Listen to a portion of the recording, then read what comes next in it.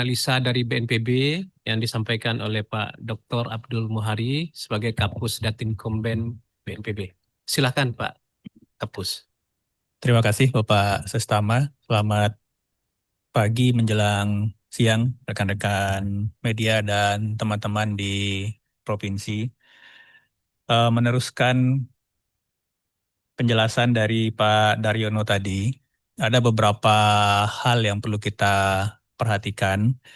Yang pertama, memang dari perhitungan modeling di laut dalam, itu tadi sudah disampaikan oleh Pak Daryono, rata-rata pengukuran atau hasil modeling serta pengukuran dari beberapa tempat seperti yang kita lihat itu kisaran dari tinggi tsunami di laut dalam maupun di tide gauge di dekat pantai itu kisarannya sekitar di bawah 50 cm yang di luar Rusia.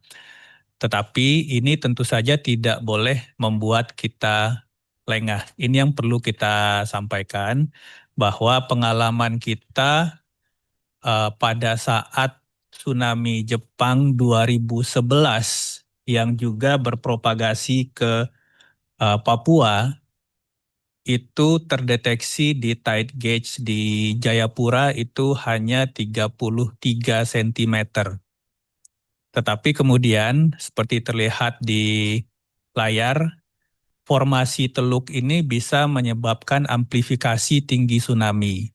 Karena ada gelombang yang masuk, kemudian tidak bisa sepenuhnya keluar, sehingga titik-titik yang berwarna merah, daerah-daerah yang berwarna merah di Teluk Yotefa pada saat itu kemudian mengalami amplifikasi dari 30 cm, itu yang terdeteksi di tide gauge, pada gambar di sebelah kanan, itu tinggi maksimum bisa mencapai 3,8 meter. Jadi untuk formasi-formasi daerah pantai yang sifatnya teluk, ini gelombang panjang yang datang itu berpotensi mengalami amplifikasi. Ini yang harus kita waspadai sehingga benar-benar kita mohon bantuan dukungan dari teman-teman di daerah. Ini kalau bisa daerah-daerah pantai ini memang kita kosongkan dulu. Nanti Pak Sestama akan memberikan arahan secara lebih detail.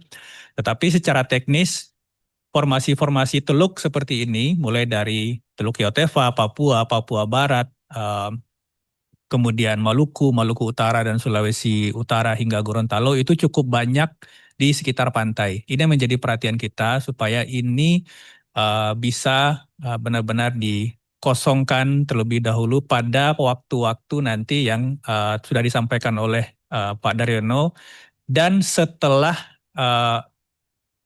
jeda waktu setelah gelombang pertama itu datang. Karena untuk tsunami, terutama tsunami yang melintasi samudra, itu gelombang pertama tidak harus yang terbesar. Biasanya gelombang terbesarnya datang itu pada gelombang ketiga, gelombang keempat, gelombang kelima. Dan waktunya itu bisa periode jam. Jadi antara gelombang pertama dan gelombang kedua serta gelombang ketiga itu bisa durasi jedanya 1 hingga 3 jam. Sehingga ini yang kita harus waspadai, bahwa masyarakat tidak hanya menjauhi pantai pada saat estimasi waktu tsunami-nya datang, tetapi juga tetap harus menjauhi pantai sampai beberapa waktu setelah peringatan dini tsunami atau waktu tiba tsunami itu datang. Idealnya 2-3 jam. Kita tidak usah dulu bermain ke daerah pantai yang di 6 provinsi ini, khususnya bagian utara, di waktu mungkin 1 jam sebelum hingga 2 jam sesudah. Nanti Pak Sestama akan menyampaikan lebih lanjut. Jadi ini yang menjadi perhatian kita. Memang dari estimasi modeling dan data pengukuran muka air yang saat ini kita terima di sepanjang Pasifik, itu alhamdulillah ketinggian tsunami hanya dalam tanda kutip di bawah 50 cm. Tetapi sekali lagi, kalau kita bicara tsunami 50 cm pun itu bisa membunuh.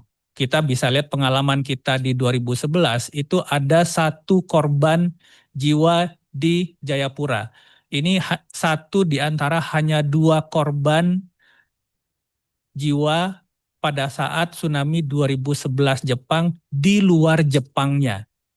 Jadi jangan sampai ini terulang, benar-benar kita waspadai, kita kosongkan dulu daerah pantai, supaya benar-benar nanti setelah tsunami, peringatan dini tsunami diakhiri oleh BMKG, baru kemudian masyarakat beraktivitas seperti biasa. Mungkin dari Pak Sestama akan memberikan arahan kepada pemerintah daerah lebih lanjut.